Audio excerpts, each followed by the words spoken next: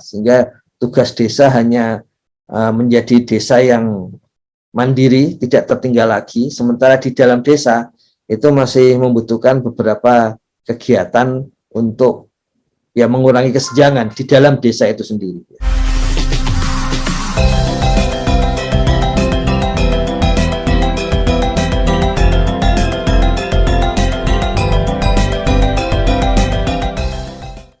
Malam-malam jaga bersama di gardu, minum kopi sambil menghisap cerutu. Nah, ini khasnya bapak-bapak nih. Dengan program Desa Berdaya Kampung Madu, Desa Kemelagi semangat terus maju. Level nasional ini capaian SDG desa nomor 10 itu 34,81. Jadi masih masih panjang ini, masih ada 60% lebih yang harus kita perbaiki gitu. Kemudian koefisien Gini di desa di bawah 0,2 ini belum bisa tercapai ya. Belum banyak desa yang bisa mencapainya.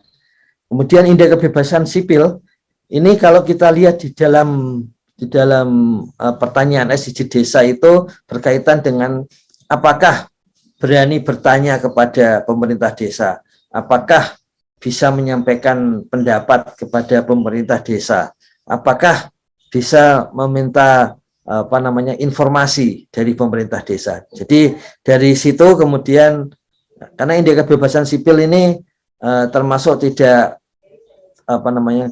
bersuara tapi tidak dihukum gitu. Itu di dalam terjemahannya di dalam SDG desa seperti tadi. Kemudian banyak hal-hal yang relatif kembali sama, misalnya kalau kita lihat di dalam metadatanya itu kemudian akan ditanyakan pertumbuhan ekonomi, kemudian penduduk miskin, kemudian penduduk yang hidup dari hidup di bawah 50% ini sama saja separuh miskin, ya separuh yang miskin dan sebagainya. Kemudian beberapa hal ini nanti akan ada juga di SDG desa nomor 16, persoalan desa aman berkeadilan ya. Jadi ini yang soal dilecehkan dan sebagainya ya. HAM, hak asasi manusia ada di sini. Nah, di dalam SDG desa tadi kemudian muncullah indeks kebebasan sipil ya. Kemudian ada hal yang sama yaitu BPJS ketenagakerjaan. Nah, bedanya dengan SDG desa nomor 1, di sana BPJS ketenagakerjaannya khusus untuk orang miskin. Kalau di sini untuk seluruh warga yang bekerja.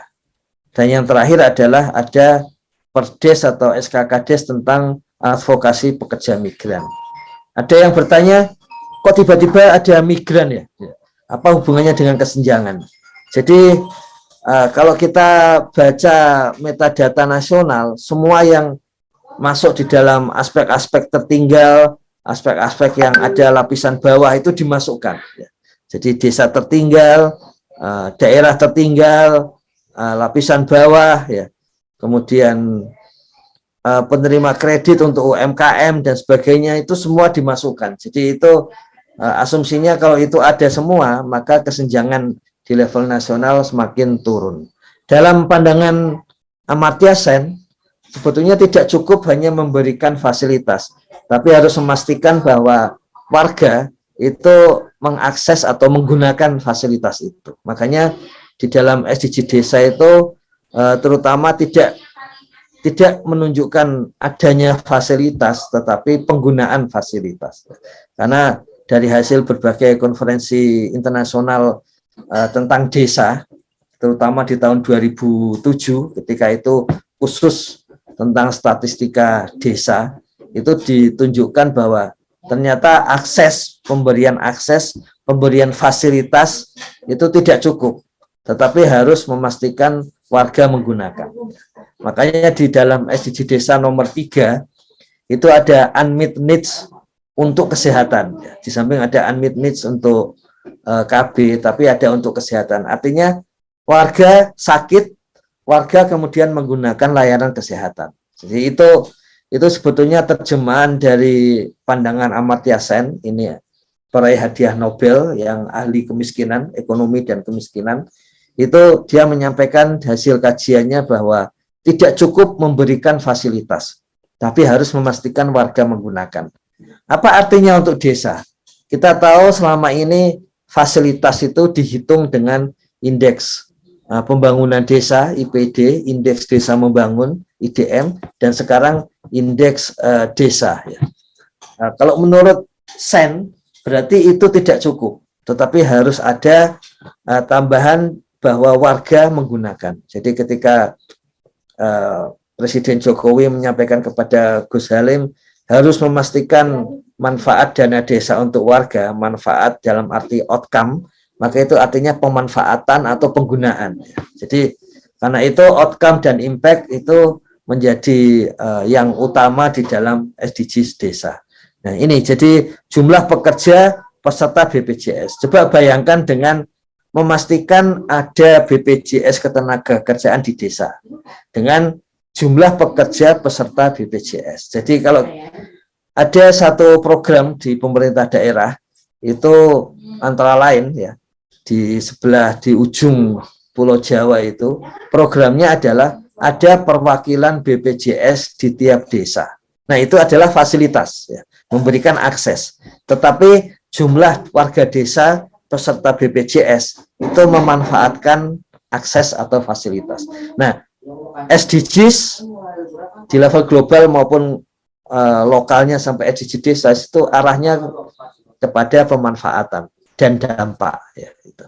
Jadi di sini maka jumlah pekerja peserta BPJS. Jadi ini baru 19%, jadi masih butuh 81%-an lagi warga yang sudah bekerja, umur kerja, termasuk angkatan kerja yang bekerja, tapi dia belum mendapatkan BPJS ketenagakerjaan. Yang terakhir migran, tadi kami sampaikan, semua hal yang sifatnya untuk lapisan bawah dimasukkan. Jadi bagaimana kalau desa saya tidak ada pekerja migran?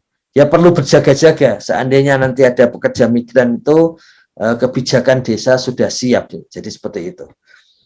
Dan kalau kita lihat di level desa, ini tadi, kebebasan sipil, ini warga desa yang bertanya selalu dijawab dengan mudah. Ya. Koefisien Gini ini masih belum bisa mencapai 0,2. 0,2 itu ada yang mengatakan tidak masuk akal. Ya. Kalau kita melihat pada sejarah yang sempit, ya, sejarah yang baru-baru saja gitu. Tapi sebetulnya desa sudah terbiasa dengan indeks Gini 0,2 di masa lalu sebenarnya. Di tahun 70-an juga sudah pernah, di tahun 80-an juga pernah. Jadi 0,2 itu di Indonesia paling tidak ya. Itu bukan sesuatu yang tidak mungkin ya, bukan sesuatu yang tidak mungkin. Karena memang sudah pernah terjadi. Ini tadi kita masih ingat gambar ini. Jadi kalau kita lihat 0,2 ini ya, ini desa sudah pernah sampai ke 0,2 ya. Kota juga pernah seperti itu. Pernah ya. Tapi setelah itu kemudian naik lagi. Jadi artinya itu hal yang perlu dicapai, dan seandainya tidak ada kemiskinan, semua warga bekerja, kita sih yakin indeks Gini 0,2 juga akan tercapai ya. Dan kemudian kita mengetahui apa yang perlu dilakukan seperti kemarin sampai malam kita mengkritik hasil-hasil ini dan kemudian untuk diperbaiki di masa depan ya. Ini untuk mencapai 0,2 itu target-targetnya bisa turun seperti ini. Jadi bayangkan bahwa selama ini target penurunan indeks Gini itu hanya sampai level nasional dan daerah ya, dalam RPJM nasional maupun RPJMD. Tetapi RPJMDes sekarang bisa memastikan untuk bisa turun, ya, untuk bisa turun. Jadi bisa membuat target penurunan indeks Gini. Ini kebebasan sipil ini dari 460 yang menyampaikan bahwa mereka meminta berkomunikasi dengan pemerintah desa, itu hanya 2, ini kita lihat hanya 2 warga yang merasa tidak puas, kemudian dia merasa tidak dijawab kebutuhannya gitu. Jadi hanya 2 ini yang kemudian perlu diadvokasi oleh desa supaya dia mendapatkan layanan lebih baik, dan kalau menyampaikan kritik ya diterima dan